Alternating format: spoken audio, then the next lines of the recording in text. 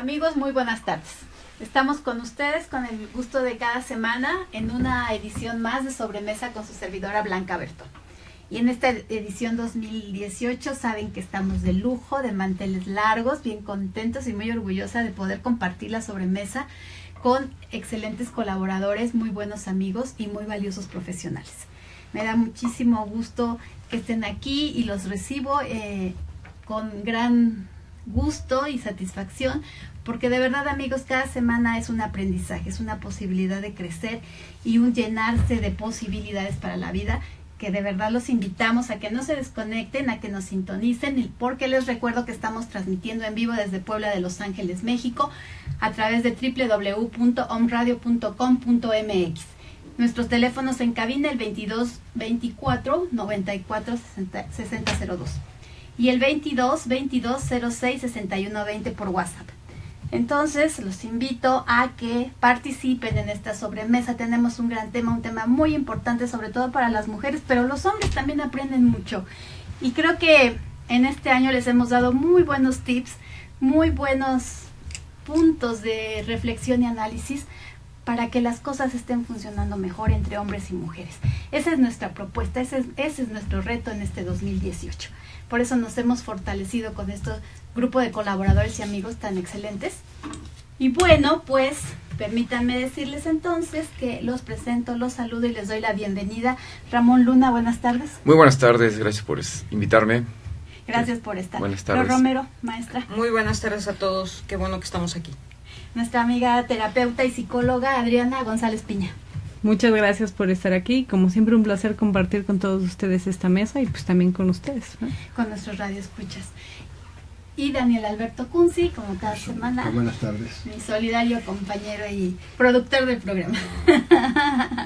Más responsabilidades, Dani, más compromiso. Saludo también, como cada semana, a Luis Amador en la cabina. Y bueno, pues iniciamos, porque ustedes saben que nuestro tema está así como que súper calientito, muy disfrutable y muy aprovechable, porque mujeres, recuerden que si no se han empoderado, empodérense, porque este es nuestro año, porque este es nuestro siglo, y vamos a aprender muchísimo de cómo conducir toda esa energía y esas posibilidades a favor de nosotros, de nuestras familias, de nuestra descendencia y de nuestros compañeros, los hombres. Pues bien, Adriana, tú inicias, vaya tema. Y queremos aprender mucho. Cuando me dijeron el impacto del género, ¿no? Y dije, ¿cómo voy a abordar eso que es tan amplio y a la vez tan reducido? Amplio porque hay muchísima información y reducido por la forma en la que lo vemos, tan reduccionista, ¿no? Entonces aquí la cuestión es ir globalizando poco a poco esta cuestión del género, ¿no? Y género y oportunidades, aún más complejo, ¿no? Que vamos a hablar que no hay solo un género, sino que hay géneros, y dentro de esos géneros, pues, vamos a ir atravesándolos a lo largo de la historia, ¿no? Que es con lo que a mí me gustaría comenzar esta revisión, sobre todo de los antecedentes y toda esa parte de cultura que nos ha dejado todo lo que es Occidente, ¿no? Yo le llamo la herencia occidental. Uh-huh. Y dentro de la sexualidad, esta herencia tiene como dos puntos súper fijos en cuestión de Occidente. Sí. Uno, la sexualidad como reproducción, ya das de cuenta que lo taladraron en piedra y de ahí no nos hemos podido salir poco a poco ya, pero esa es una. Y la otra son los roles de género súper inflexibles. Entonces, lo que hace una mujer y lo que hace un hombre, ahí está también tallado en piedra. Entonces vamos a ver también, y yo quiero hacer como un pequeño recuento, me lo voy a echar rapidito, pero sirve mucho porque hay que contextualizarnos en dónde estamos. Y México, si bien, pues tenemos una gran herencia occidental y no la podemos negar. Los aztecas también tienen cosas similares a lo que ahorita voy a comentar de los hebreos y de todos ellos, ¿no? Porque pues también el punto aquí es ver la cultura que influye la sexualidad, ¿no? La sexualidad es nuestra biología. Sí. Nuestra psicología, nuestra interacción social, pero también nuestra historia y nuestra cultura. Lo determina, sí. Nuestras experiencias, nuestra edad, o sea, todo el tiempo está modificándose. Entonces, imagínense, para los hebreos la procreación y la sexualidad era esencial y tenían roles súper definidos. La mujer era la que se encargaba de administrar todos los gastos, pero sobre todo de reproducir y de preferencia varoncitos. Porque ahí también se veía un poder en donde el varón hacía más que eso. Entonces también se quería que tuvieran más varones. Y esto continúa, si se dan cuenta, hasta los reyes, que ya va mucho más allá de los hebreos, que pues también, ¿no? Un claro ejemplo es Enrique VIII. ¿Cuántas mujeres no pasó para poder tener a su varón? Y aún así, pues el que tuvo se le murió temprano, ¿no? Los grandes imperios, ¿no? Como exactamente. El papel de los hombres. Y por ejemplo, con los musulmanes viven una sexualidad muy fuerte, sobre todo para las mujeres, ¿no? En donde el placer, el erotismo, no puede ser parte de nuestra sexualidad, más que la reproducción, y de hecho en muchos países llegan a cortar cierta parte de los genitales para poder evitar este tipo de sexualidad. Después, nos vamos un poquito más adelante, Pablo de Tarso y Agustín de Hipons, Tomás de Aquino, empiezan a poner la sexualidad como pecaminosa. Si no está dentro del matrimonio y para hacer familia, entonces ya, es pecado. Y de ahí viene un salto que es muy importante, sobre todo en la imagen de la mujer. Toda la Edad Media se le empieza a dar una fuerza impactante a los contrarios de la Virgen María contra Eva. Y entonces la Virgen María, la casta, pura virgen, ¿no? Porque tenía que ser virgen. En donde todos los conceptos que se nos vienen a la mente respecto a lo que es una mujer virgen, como Virgen María, que es la mujer con la que en muchas sociedades se quiere casar porque es la pura, es la que va a cuidar, es la que tiene todas esas características de género que ya ahorita vamos a ir desglosando. Y Eva, que es aquella que tienta a Adán a que muerda la manzana y que vayan y cometan el pecado original y entonces se avergüencen de su sexualidad, que incluso comiencen a ser sexualizados y que les importe sus genitales, porque antes en el paraíso pues no era de esta manera así, ¿no? Entonces, estas dos imágenes de mujer en donde es Eva y la prostitución y todo lo que tiene que ver con la tentación, más la Virgen María, todo lo que tiene que ver con la mujer ideal que tendría que ser. Imagínense 1000 años de Edad Media vivir bajo estos roles que incluso se le empieza a poner mucho más potente a la mujer. Entonces, ¿estás de acuerdo, Adriana, que a través de la historia se han ido acumulando los estereotipos y los roles? Claro. Y se han asignado, y como bien dices, en muchas culturas como grabado en piedra, porque esto va a determinar toda la relación social y todas las conveniencias también económicas que cada imperio, cada grupo social, cada civilización levanta. Y además, sumémosle a esto algo bien importante, la construcción de la religión católica. También. De la religión, después de Platón, que da todos los aportes para el constructor religioso, y que los retoma Santo Tomás de Aquino, y se construye toda la filosofía religiosa, el sustento religioso, después los romanos, claro, y con ello a todo el mundo occidental. Exactamente. Los conceptos. Los conceptos de pureza, de castidad, de pecado, de lujuria, de cosas no sanas ni virtuosas para el desempeño de las mujeres. Claro, y para los hombres. También para los hombres. Claro que todas estas reglas pues vienen más privilegiadas en cuestión de poder, de posibilidades de actuación hacia los hombres, ¿no? Como que el rol inflexible, tanto en hombres como en mujeres, existe. Y en la mujer vamos a ver que en la sexualidad pues estaba muy concentrado en la reproductividad y en el cuidado de los hijos. Entonces esto así fue avanzando. Claro que después había las mujeres que estaban por satisfacción sexual, pero no eran consideradas el rol ideal de mujer, sino que eran pues las evas, las prostitutas, ¿no? En este sentido. Entonces empieza a haber como una polarización incluso entre el rol de hombre y el rol de mujer, ¿no? Lo masculino, lo femenino, pero dentro de lo mismo femenino, si tú tomabas un rol más masculino eras Eva, porque tienes más la iniciativa, porque eres la que está tentando. La que incita. Exactamente, eso en la Edad Media, 1000 años. Después la época victoriana, mujeres asexuales y los hombres que querían tener satisfacción sexual, pues al prostíbulo, ¿no? Incluso tenían relaciones sexuales en una mantita con un hoyo para no mirar los genitales ni nada al respecto. Y aquí es en donde me voy a centrar un poquito, porque después Freud viene y dice que sí, que la mujer sí tiene sexualidad y nos quita lo asexuales, pero dice que somos unas histéricas, ¿no? Y dentro de esta histeria era por falta de tener una sexualidad madura. Plena. Exactamente. Y nos pone otras complicaciones ahí. Pero posterior a esto vienen las guerras, que también nos hacen tener un nuevo rol en cuestión de productividad. Entonces, claro, entre más hombres se iban a la guerra, más hombres morían, y eso nos daba un rol distinto al preconcebido inflexible. Y gracias a las guerras es que nosotras podemos comenzar, nosotras como mujeres comenzamos a tener otro tipo de rol que no era pensable para esas épocas. Es que estás tocando un punto pero bien interesante, Adriana. ¿Cómo es que la mujer se ha empoderado desde el momento de la concepción, de que es capaz de concebir, de que es capaz de procrear y dar al mundo, a las civilizaciones, a la cultura, los hombres que van a ser emperadores, grandes emperadores, grandes conquistadores, dueños y dominadores del mundo antiguo, constructores de los grandes imperios europeos? Y lo estás diciendo perfecto, hombres, emperadores, ¿no? Claro, claro, porque, bueno, entre todos esos entretelones de las salas imperiales, siempre está la mujer, pero así, entre telones, ¿no? Y ella es la que tiene mucha influencia y también detecta un poder muy grande. Pero siempre como que a la sombra, no están de acuerdo.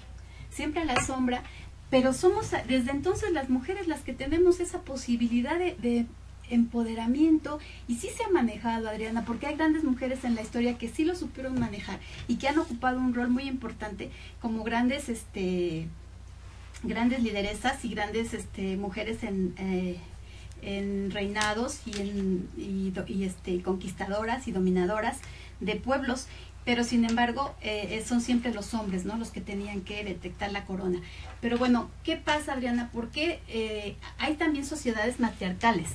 Sí, ya actualmente ¿En qué momento menos. las mujeres pierden esa posibilidad de matriarcado tan grande como hubo en la antigüedad y en muchas culturas, y se queda solamente como atrás del hombre, ¿no? Y sin embargo, démonos cuenta, mujeres, que desde el momento que podemos concebir y procrear, estamos dando al mundo y al poder y a la economía y a la sociedad esos hombres que van a detectar los poderes.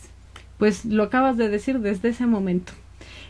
Cuando eran matriarcados era porque era el milagro de que la mujer podría crear a otro ser humano y crear a estos hombres y mujeres, ¿no?, por así decirlo.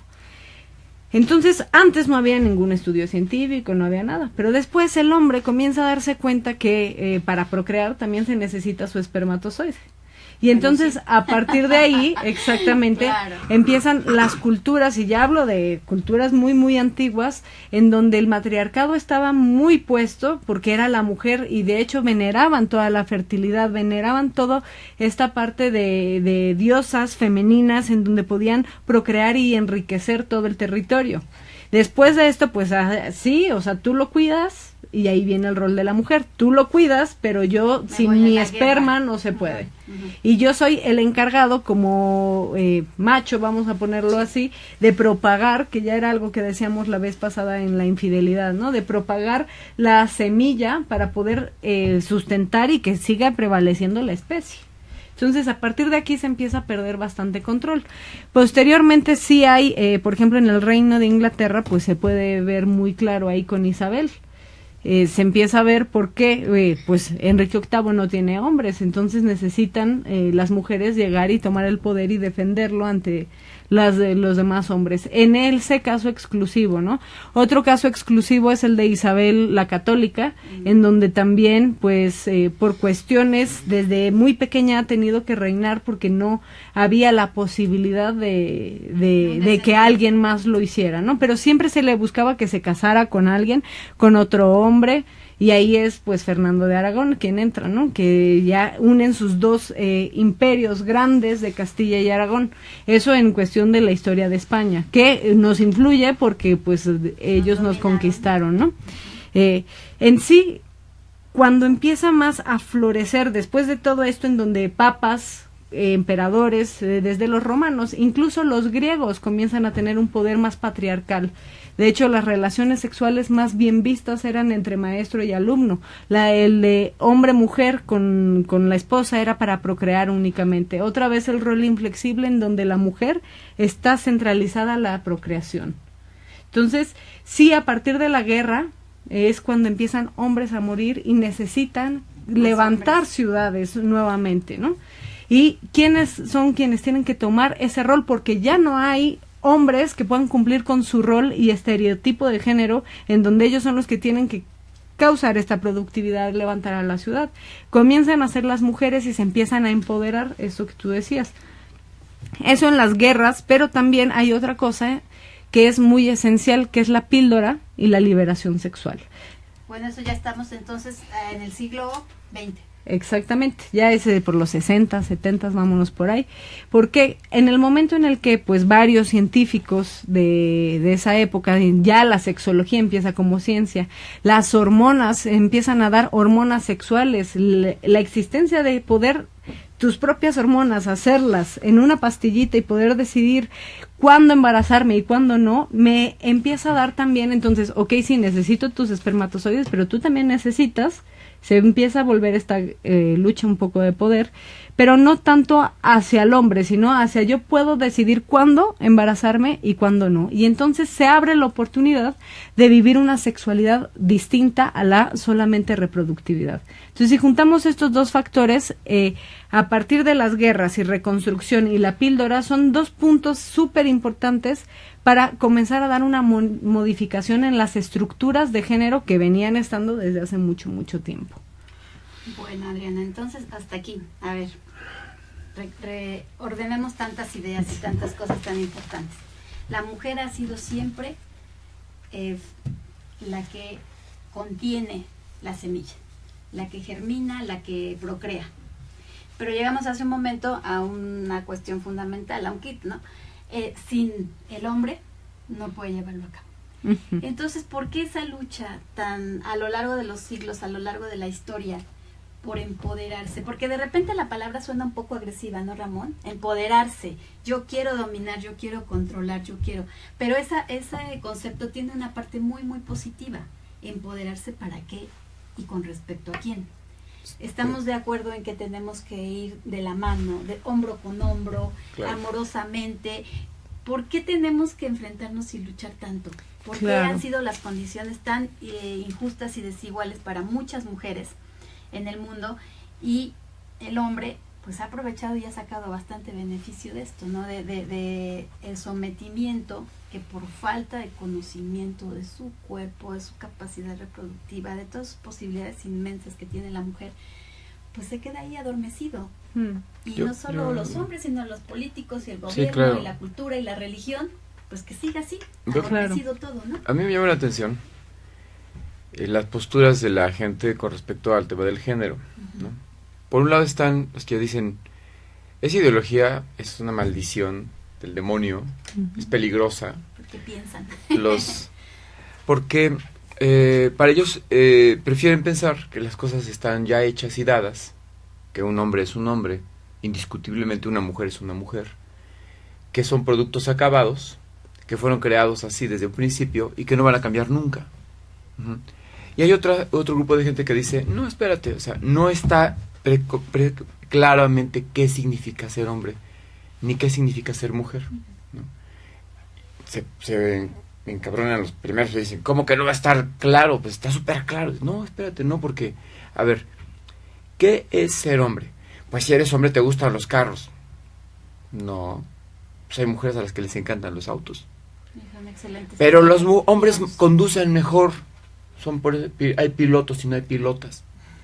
No, bueno, hay mujeres que conducen muy bien, y si no hay carreras donde es de puras mujeres, es porque esos son hábitos, son creencias, son suposiciones, son prejuicios. Pero nada impide a una mujer conducir rápido, perfectamente bien. Hay mujeres que manejan muy bien, hay conductoras excelentes. Y otras que manejan muy, muy mal, igual que otros hombres. Y hombres que manejan horrible. Sí. Eso de andar a lavar los platos ya se perdió. Antiguamente, claro, ¿viste? La que manejaba. Lava los platos es mujer. Claro. No, hay hombres lavaplatos que son excelentes. A veces hasta mejores. Claro. Entonces, no es tan rápido, no es tan fácil decir qué es ser hombre y qué es ser mujer, ¿no? Para ver. ¿Existe o no existe el tema de los géneros? Sí, por supuesto que sí. Porque ya ahorita Adriana nos explicará exactamente qué es el género, ¿no? Una cosa es el sexo, eso es indiscutible, y otra cosa es el género. Eso es bastante discutible. El género no se inventa, ahí está, el sexo, ahí está, es los sexos incluso, los géneros no. ¿Qué significa ser hombre en un siglo? ¿Qué significa ser hombre en otro siglo? ¿Qué significa ser hombre en esta cultura? ¿Qué significa ser hombre en esta otra cultura? Son cuestiones distintas. Pero escuchando esa semblanza histórica, yo no puedo dejar de pensar que algo pasa con la humanidad, que ya sean aztecas o griegos, y que a lo mejor no se conocieron nunca, pero vamos a dar de alguna manera siempre hacia los patriarcados. Esa pregunta a mí me angustia mucho. ¿Por qué? Es decir, ¿qué tenemos los seres humanos? Que en unas culturas y en otras, sin conocernos, vamos a dar al patriarcado. Algo pasa. Nunca me he puesto a buscar la explicación de esto. No sé si existe incluso. Seremos culpables las mujeres. Y hay una cosa peor todavía, que me angustia más. Sí. Todas las expresiones humanas, por ejemplo, la masculinidad o la feminidad, tienen aspectos positivos y negativos. Bueno, pues pareciera ser que en el patriarcado se encarnan los peores aspectos de la masculinidad, porque, ya lo dije, ser hombre tiene cosas buenas, pero también tiene cosas, entre comillas, malas. Y en el patriarcado sale lo peor de los seres humanos, de los hombres. Entonces, es en esta creación humana del patriarcado que se deja, pues, como las plantitas, que crezca libremente el patriarcado, que da expresiones interesantes. A mí me parece que la forma de ser femenina es distinta que la masculina, psicológicamente hablando. Es decir, son dos psicologías. No son psicologías, la misma psicología. Son dos psicologías. Y que parte esto de condiciones biológicas. Mi punto de vista es biologicista. Y es la cuestión de traer a un ser humano dentro. Eso, ya lo he dicho en otros programas, nunca lo vamos a vivir los hombres. Pero marca psicológicamente muy fuerte a una humana que tiene a otra persona dentro. Y que se abre, que se parte, que expone su vida para que surja. Y luego lo trae. Independientemente de lo egoísta que pueda llegar a ser una mujer. En general, las mujeres tienen esta cuestión de una relación íntima, profundísima, marcadísima con el otro, que en este caso es el hijo. De tal modo que en la era del hielo, ya que estamos haciendo historia, posiblemente cuando se empezaron a morir la gente de hambre, porque no había comida, no había nada, decía el macho, ya se murió uno de nosotros, no hay comida, pues me lo ceno, crudito o con fuego, pero me lo como. La mujer no, la mujer decía, primero que coma mi hijo y luego como yo. Es decir, son dos posturas ante la vida. Pero entonces aseguró. De egoísmo y de generosidad. Y donación. ¿Sí? Y todas las formas que derivan del egoísmo masculino apuntan hacia la competencia feroz, hacia la primero yo, después yo y después de yo. Apuntan hacia llegar primero, llegar más pronto, llegar más rápido, ser más fuerte, ganarles a los otros. Y las poquísimas expresiones culturales que tienen esta esencia femenina de la otredad apuntan hacia tú también, tú primero, pase usted, vamos juntos, esperamos, porque como decía el poeta, lo importante no es llegar solo y primero, sino con todos y a tiempo. Entonces hay dos grandes maneras de vivir el mundo, pero la que va ganando, la que se ve más generalizada, la que se reproduce una y otra vez entre culturas que no se conocen, es este aspecto negativo de la masculinidad, a la cual se le puede llamar patriarcado, o si se habla en términos socioculturales, neoliberalismo. Es ahí O la machismo. complicación, es ahí la gran complicación, Ramón, de esa frase que mencionaste, cómo llegar todos juntos y a tiempo. Eso es lo que ha marcado las grandes diferencias a través de la historia de la humanidad, Sí, amiga, porque entre hombres y mujeres. en el patriarcado todos salimos perdiendo. Sí. Todos estamos perdiendo, todos estamos sufriendo. Tiene que haber algún otro modo de vivir. Claro. Tengo una preguntita. Acá es Ceci Piña Goyenechea, dice algo que me crea una duda. ¿Realmente el hombre tiene más fuerza que la mujer? Biológicamente. Se ha comprobado, o sea, que tiene más fuerza física, me refiero, ¿no? Gracias por la pregunta. Permíteme, Adriana, un segundito. No te pierdas porque tú la vas a responder.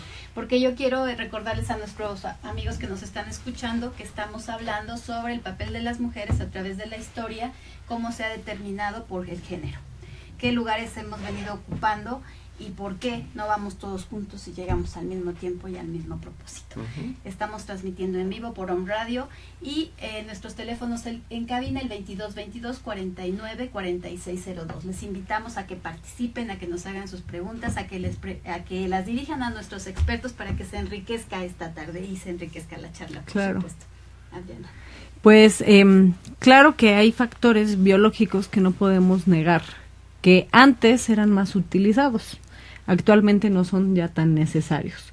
Pero no podemos engañarnos, los hombres segregan mucho más testosterona que las mujeres. La testosterona va a ayudar al crecimiento muscular y en cuestión de fuerza, cuando hablamos ya de fuerza, no fuerza interna, ¿no? Es una fuerza biológica, física. Esta fuerza física sí que tiene que ver y está ligada con esta parte de ser hombre. Hay mujeres que pueden fortalecerse más, pero una mujer fortalecida físicamente contra un hombre fortalecido físicamente es abismal la diferencia. ¿Por qué? Porque la misma segregación hormonal.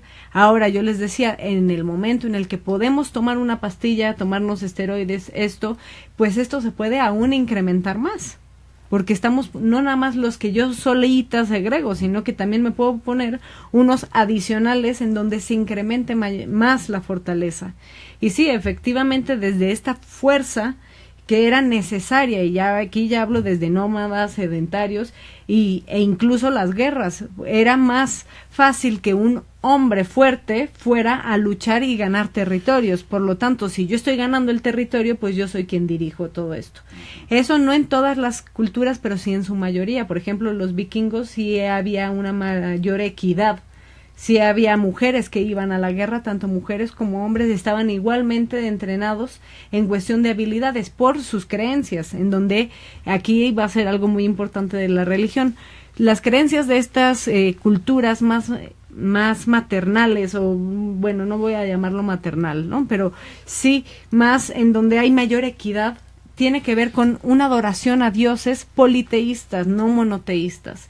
Y cuando en la mayoría de las culturas monoteístas se pone la imagen de un dios, hasta en el lenguaje lo podemos ver, un dios que es hombre y que es Dios Padre, Dios Hijo, pero siempre haciendo una referencia al hombre, como si tuviera este poder. En otras culturas donde son no tanto hombre, un solo Dios, donde hay de todo tipo, son más equitativas incluso al momento de relacionarse, al momento de luchar, al momento de vivir.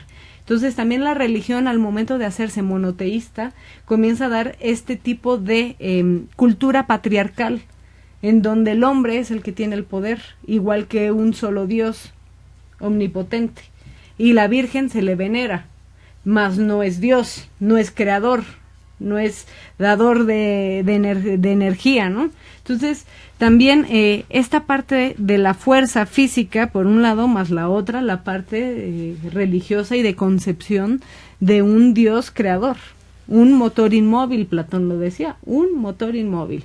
Como haciendo referencia incluso en el lenguaje, siempre va a ser, nuestro lenguaje tiene una tendencia a ser sexista. Hay demasiadas terminaciones, o mujer, hombre es demasiado específico, y al momento de ser tan específico hay terminologías femeninas y masculinas, tenemos posesivos femeninos, masculinos, que también van a estar siendo parte de nuestro mismo entorno. A diario vivimos estos micromachismos, estos microsexismos en esta sociedad sexista, porque continuamos diciendo y refiriéndonos a las personas como hombres y mujeres, y ahí estamos haciendo una gran diferencia. Incluso al momento de hacer los constructos, pareciera que hombre y mujer son contrarios. Sí. Entonces, si yo digo hombre y después mujer, pues es como si digo luz y luego obscuridad.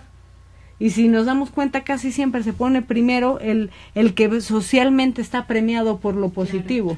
Claro. Sí. Bueno, malo, ¿no? Sí. Hombre, mujer. O sea, pretenden ser igualitarios, pero dicen chiquillos y chiquillas. Se pusieron primero a los chiquillos, ya vale madre. Sí. Tendrían que decir pues gente, ¿no? Gente, exactamente. Para quitarse Nuestro de lenguaje cosas. está Pero a pues ver, ahí amigos, puesto. Ayúdenme con una inquietud muy grande y la pongo sobre la mesa. ¿Qué esperamos en este siglo XXI de tanta y veloz evolución en todos los sentidos? De la relación entre las personas, de la relación entre los sexos, entre hombres y mujeres. ¿Qué viene?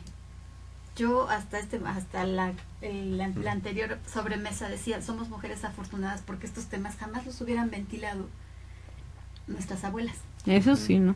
Conocemos más de nosotras, sabemos qué queremos, qué deseamos, qué nos hace felices, exploramos más nuestro cuerpo, conocemos cosas que a lo mejor nuestras abuelas nunca vivieron, ¿no? Entonces, si alguna vez había un orgasmo, por ejemplo, sabemos cómo conseguirlo porque conocemos nuestro cuerpo. Ujú. Ramón dijo también en una anterior sobremesa, las mujeres no se dan cuenta, no han sido capaces de valorar en toda su dimensión su fuerza y su poder. Entonces, ¿qué viene para este siglo XXI con las mujeres más jóvenes, con las relaciones entre los sexos y entre las personas? Es una pregunta bastante compleja, Buena. pero muy amplia.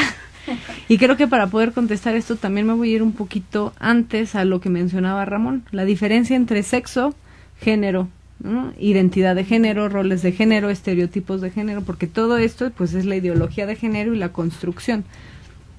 Tenemos género biológico y género social o psicológico, ¿no? Que el sexo, lo que conocemos para hacer una mayor diferenciación, es el género biológico, que tiene que ver con los 7 sexos que tenemos. Dentro de ti hay 7 sexos que están interaccionando para poder estar siendo tu género biológico. Nada más hasta ahí. Y eso es lo más complejo, biológicamente. Ahora viene lo que acomplejizamos más nosotros como humanos, que es el género social. En el género biológico, nuestra genética, nuestros cromosomas, nuestras gónadas, nuestras hormonas, nuestra morfología tanto interna de cómo las formas de nuestra parte interna reproductiva, nuestra parte externa reproductiva y nuestro cerebro van a tener una influencia directa en cómo va a ser nuestro género, nuestra identidad de género, pero nuestro género biológico, y va a influir directamente sobre todo el sexo cerebral en nuestra identidad de género. Y nuestra relación con los hombres. Sí, en la manera de atracción también. Entonces ya estoy aquí metiendo también orientación sexual. Todo son conceptos muy distintos, pero que a la vez pues no se pueden desligar. Porque la atracción sexual, aunque si bien es biológica y tiene que ver con mi orientación hacia quién me siento atraído, también tiene que ver con un aspecto que está impregnado de género, porque los hombres en género, estereotipo, deben de fijarse en mujeres. Y las mujeres en estereotipo de género deben de fijarse en hombres. Entonces también va a mermar ahí la orientación sexual con una heteronormatividad en donde debe de ser lo heterosexual lo que debe de fungir su principal cometido en estos roles de género inflexibles. Entonces, a partir de que no se muevan los roles de género, pues la orientación sexual tampoco se va a mover. Y si la orientación sexual busca mover los roles de género, o tienen de dos, o se empiezan a flexibilizar, o se vuelven mucho más rígidos, y entre más rigidez hay entre los estereotipos de género, pues mayor conflicto, mayor discriminación, mayor grupos aislados, grupos minoritarios, mayor discriminación en general. Entonces, represión sexual y de género. Entonces, aquí voy a poner que la parte de sexo, si lo ponemos rapidito, es si tienes un pene o una vulva. ¿Yo qué tengo? Y hay otras personas que son intersexuadas y que tienen pene y vulvas, o tienen micropenes, o tienen pequeñas aperturas. Esto por la interacción de estos 7 sexos que mencioné antes. Entonces, también la identidad de género, pues, va a estar ahí en una afectación. Digo afectación, ni digo ni bueno ni malo, simplemente se afecta esta interacción. Entonces, mi identidad de género tiene que ver yo con genitales, una vulva, ¿no? Con todas mis características sexuales secundarias por biología, me identifico como mujer o me identifico como hombre, y ya estamos hablando en sexo, o me identifico como intersexuada, también puedo ser intersexuada. Y ahí me puedo identificar como mujer, o puedo ser una mujer biológica, pero en mi identidad de género soy un hombre. Yo soy un hombre atrapado en el cuerpo de una mujer. Y ahí viene, hablamos de transexual, de transgénero, que también tiene que ver con todos estos géneros, porque, claro, yo por eso me quería centrar en que la historia nos viene haciendo una polarización y constructos entre hombre-mujer, masculino-femenino. O sea, ¿qué género entonces no es mujer y hombre? No. Actualmente ya, ¿no? Y con todos los estudios y todas las teorías. Entonces se tiene que abrir. Mucho. La espectro. diversidad sexual, eso sí, vamos a contemplar que es parte del género. Y si me voy ya a la parte teórica, hay dos partes teóricas como muy esenciales. Una son los estereotipos de género, que son estos roles inflexibles de lo que debe de ser un hombre y lo que debe de ser una mujer en una cultura. Y hay otro que es el continuo de género. Entonces, Adriana, Ramón, Flor, estarán de acuerdo que cuando tienes la posibilidad de saber cómo eres y qué eres, de sentirte pleno, no reprimido, ni frustrado, ni víctima de violencia de alguna de sus formas contra las personas que no están desempeñando un papel de hombre o de mujer rígida, como lo señalas tú. Entonces allí estás sufriendo y estás padeciendo toda la cuestión social. Claro. Violenta, represora, frustrante. Quiero simplificarlo, un poco nada más como para yo mismo a lo mejor ordenarme. Es como si hubiera 3 grandes sopas, ¿no? Lo que se dice que se tiene que hacer desde afuera, lo que yo siento que soy y lo que elijo ser. Elijo. ¿No? Y entonces es una combinación de cosas. Yo sé que es más complejo porque ya estoy viendo que es muchísimo más complejo, pero en función del empoderamiento, evidentemente, si yo obedezco nada más a lo que me dicen que tiene que ser y lo hago programadamente sin cuestionarlo, pues ahí pierdo poder, le estoy dando la autoridad a otro de que me defina. Pero si yo estoy haciéndome caso y bueno, sí, pues tengo apariencia de esto, pero yo siento que soy otra cosa. Y luego me animo a ejercerlo y pago las consecuencias, porque sé que va a haber un machinto que me va a bullear, y va a haber un político que me va a querer ignorar, y va a haber una vecina que va a hablar de mí, pero yo digo, bueno, pero yo decido encarnar esto, decido asumirlo y lo defiendo. Y entonces ahí me vuelvo poderoso. ¿Por qué? Porque estoy dignificando mi decisión y mi sentir. Entonces, todo lo que sea obedecer ciegamente me quita mi poder. Y todo lo que sea atreverme a desobedecer y serme fiel a mí, me empodera. Claro. Y por ahí, eso es hacia donde posiblemente apunta el siglo XXI, pero en la vida no hay nada seguro, solamente hay oportunidades, ¿no? Bueno, Florecita, ya tienes mucho que comentar vamos a hacer una pausa mientras ordenamos todas estas ideas y vamos conduciéndolo todo hacia nuestro tema, el título de nuestro tema, para sacar una conclusión general entre todos y que se enriquezca. Hacemos un corte, volvemos en un minuto. Amigos, estamos nuevamente con ustedes. Hicimos una pausa para respirar profundamente y tratar de ponernos de acuerdo. Bueno, eso no es tan sencillo y seguramente tenemos el reto de un programa más o de posteriores programas, porque la cuestión aquí puede ser muy abierta, por lo tanto extensa, bastante extensa, o podemos cerrarla. Aquí tenemos esas dos opciones, o lo cerramos o lo abrimos. Para mí es muy interesante poder abrir el espectro y dar pie a la disertación, a la reflexión, a la elección muy propia, muy personal de qué es lo que a mí me parece lo más normal, lo más socialmente aceptado, lo más decente, lo más conveniente, y por lo tanto no transgrede reglas preestablecidas y fomenta una convivencia pues más tradicional y más pacífica quizás también. Pero bueno, detrás de todo eso estaría la contención de todo lo demás que existe, que se da y que busca una apertura y que busca un lugar y que busca también un respeto en las leyes, en la convivencia, en toda la legislación que implica a todos como ciudadanos de primer nivel, todos, independientemente de géneros, de credos y de preferencias sexuales. Entonces, ayúdenme amigos, por favor. Pues es que es un tema muy diverso, porque el género podemos pasarnos, yo les decía al principio, todo el año hablando de género, porque pues tenemos que comprender bien desde dónde viene esta parte del género y cómo se ha ido amplificando. Yo por eso les decía, hay como 3 teorías básicas. Esos los estereotipos, que son rígidos; el continuo, que ya no eres o muy hombre o muy mujer, ¿no? Porque los estereotipos eran así. Es más, aquí Daniel y Ramón pues no son iguales como hombres, ¿no? Entonces aquí ya vamos a ver que es un continuo de características en donde nos podemos ir moviendo. Y el otro aspecto es la androginia, que es el tener nuestro masculino y nuestro femenino por partes iguales.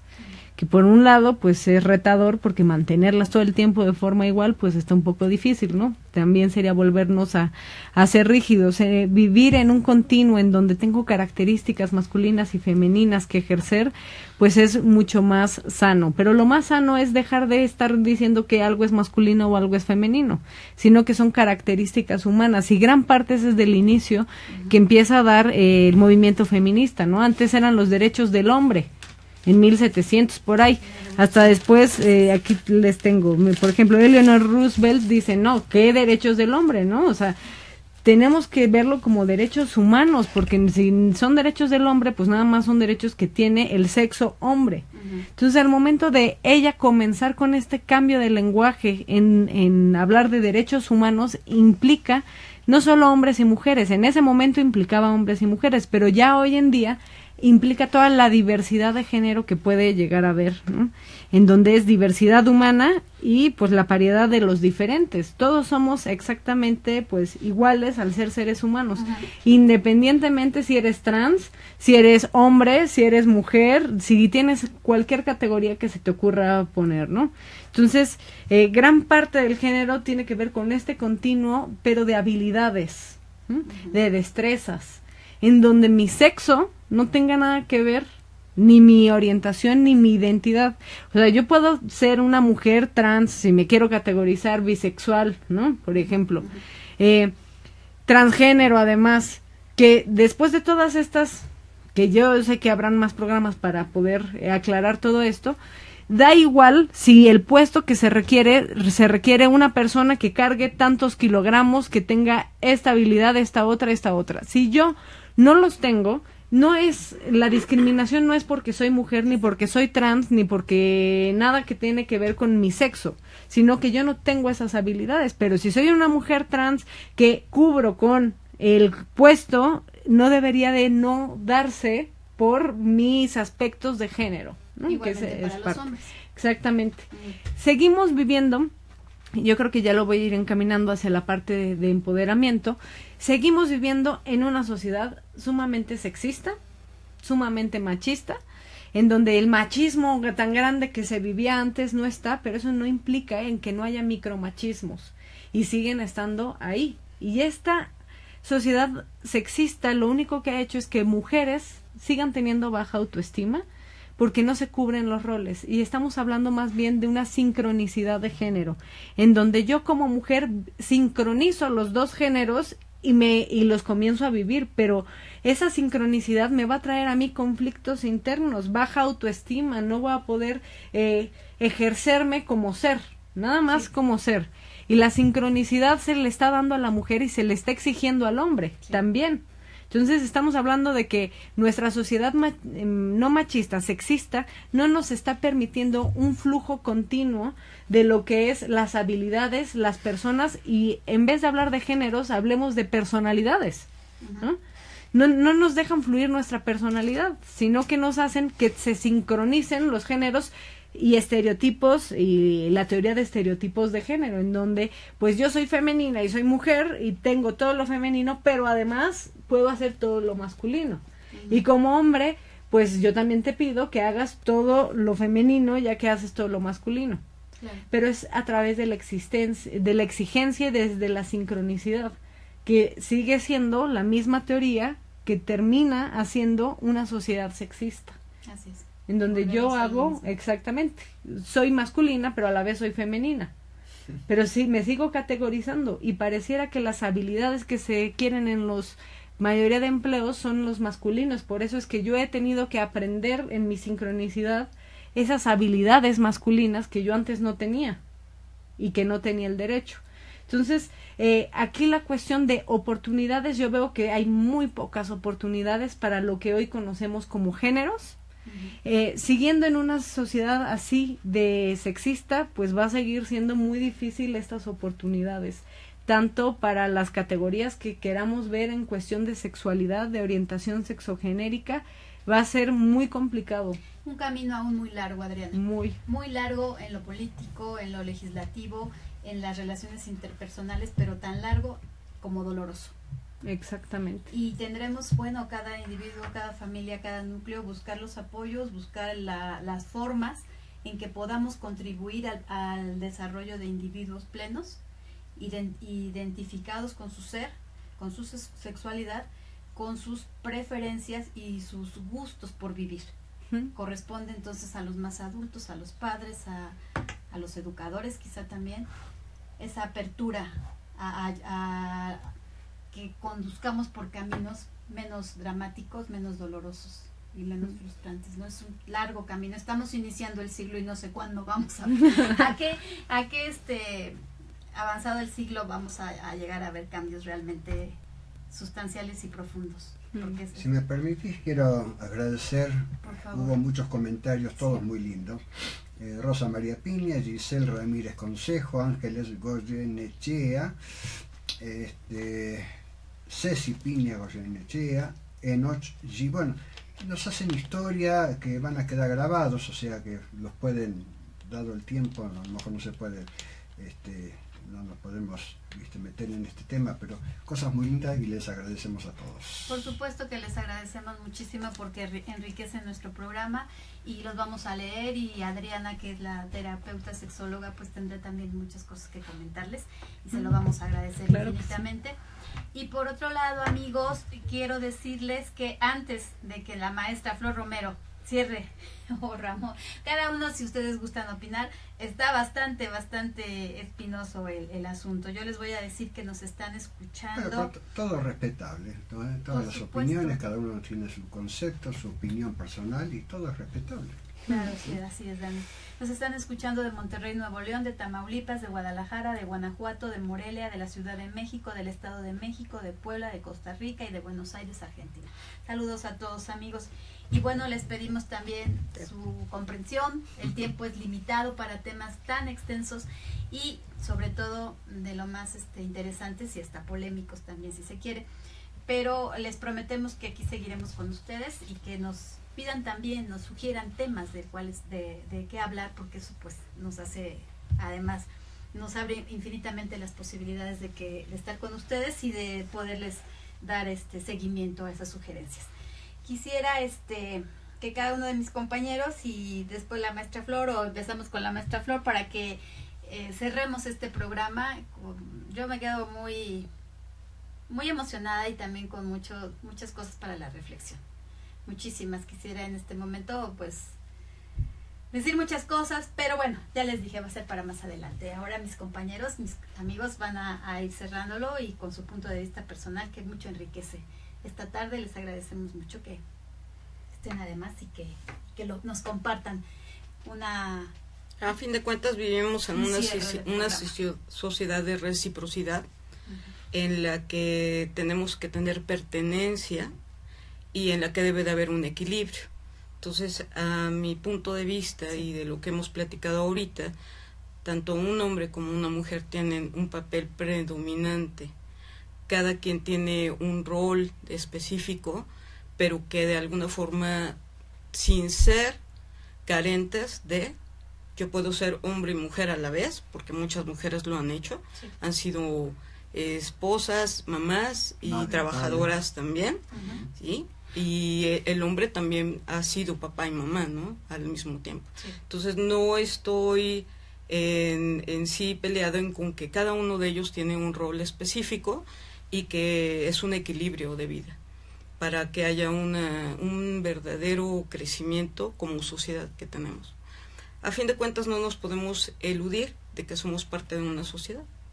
Sí, muy bien, Martín. Sí, voy a poner una imagen. Voy a usar el automóvil, con el cual estoy muy bronqueado, como la imagen del patriarcado, del machismo. El automóvil privado, ¿no? Mi automóvil que defiendo y quiero, y que está más poderoso y está más bonito que el tuyo. Y tiene 5 plazas, sí, pero yo nada más ocupo una, porque es para mí. Y voy a pensar en el sistema colectivo de transporte, como la versión femenina, la matrilineal, que dice, vamos todos. Pero no la porquería como la línea 1 que tenemos aquí en Puebla, no, sino un sistema de transporte público como de Londres, que dices, no, bueno, aquí me siento. Porque en un país rico, la gente, no todos tienen coches, sino toda la gente usa transporte público. El auto, claro. Entonces, porque yo insisto que la psicología, lo peor de la psicología masculina es el individualismo recalcitrante, en tanto que lo mejor, que también hay la cosa peor de la psicología femenina, pero lo mejor de la psicología femenina es lo público, lo colectivo. Entonces, dentro de todos y cada uno de nosotros, independientemente de la forma de nuestro cuerpo y de las ideas que tengamos, dentro de nosotros hay un egoísta y hay un ser generoso también. Y ya que no podemos cambiar al mundo para que todo el mundo sea generoso, al menos trabajemos en nosotros mismos para despertar al ser generoso que traemos dentro. Dicho de otra manera, sería como activar a la mujer que todos tenemos que cada dentro. Hombre tiene dentro. Sí, que hombres y mujeres. Porque ya las mujeres, algunas, se han olvidado de su parte generosa. Y estamos ya todos en un malentendido de que los derechos es todo mundo automóvil. Hombres y mujeres. Todos automóvil. Yo digo, no, espérate. Mejor vamos a reconstruirnos desde un principio y vamos a activar esa parte colectiva, generosa, que piensa en los demás para empezar, porque pues ya que la tarea está gigante, pues al menos hay que empezar con uno mismo, porque al mundo no lo vamos a poder cambiar, pero a nosotros sí nos podemos cambiar. Claro, por supuesto. Y desde el punto de vista de la sexualidad, Adriana, entonces, ¿cómo hacer posible una relación más igualitaria, más respetuosa, que tienda a la aceptación de la diversidad? Claro, aquí coincido con Ramón, que empieza con uno, ¿no? También se le pide a la comunidad que empiece a hacer normatividades más flexibles, que se empiece a hacer también más un modelo de hermandad, ¿no? En donde podamos convivir todos, no nada más una cosa es la correcta o la otra, ¿no? Esta inflexibilidad en estereotipos, en los roles, es lo que está trayendo muchos problemas. Yo les hablaba de la sincronicidad por eso, porque eso es lo que ahorita está pasando. No hay una sociedad ya no sexista. Al revés, es tan sexista que nos tenemos que sincronizar a este sexismo. Entonces, el ideal es en uno mismo empezar ese empoderamiento a través de las habilidades de nuestra personalidad, de sacar nuestros puntos más fuertes y trabajar nuestras áreas de oportunidad, si lo queremos llamar así, a nivel individual, independientemente de ser hombres y mujeres. El comenzar a utilizar un lenguaje no sexista también puede ayudar mucho desde el momento en la educación, y eso es algo que es sumamente difícil, porque nosotros hemos crecido con este lenguaje sexista, el cual el lenguaje hace nuestros pensamientos hacen nuestras emociones y nuestras conductas.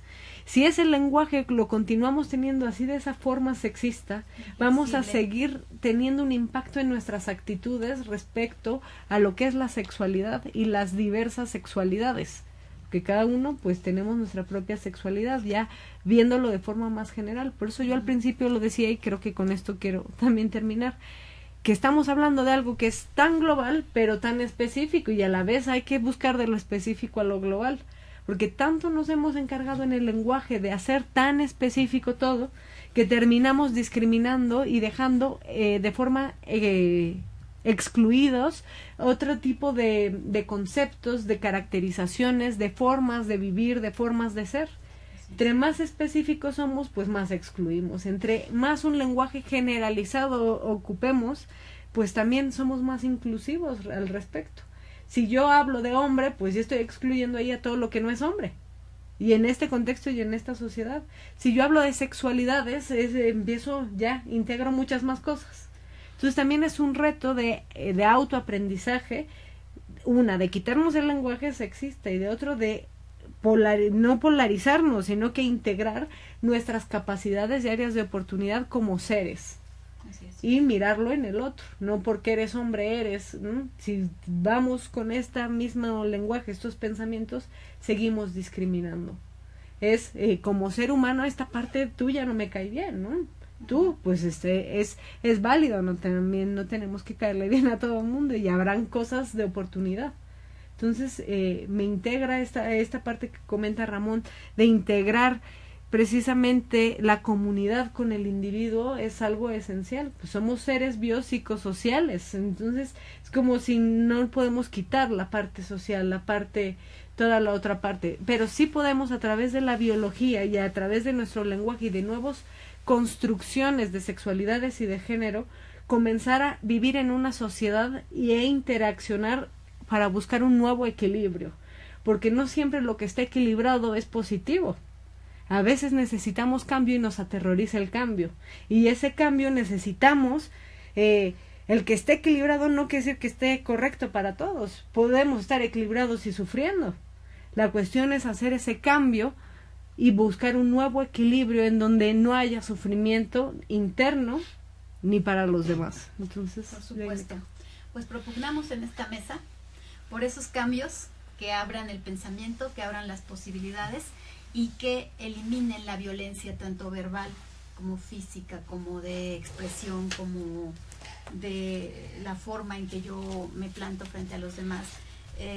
Todo allí, desde ese principio de eliminar formas de violencia, abrir nuestro pensamiento e incorporar nuevos conceptos con conocimiento, por supuesto, y con conciencia, pues estamos a favor de sociedades más igualitarias, más justas, donde los individuos se desarrollen plenamente y encuentren un lugar.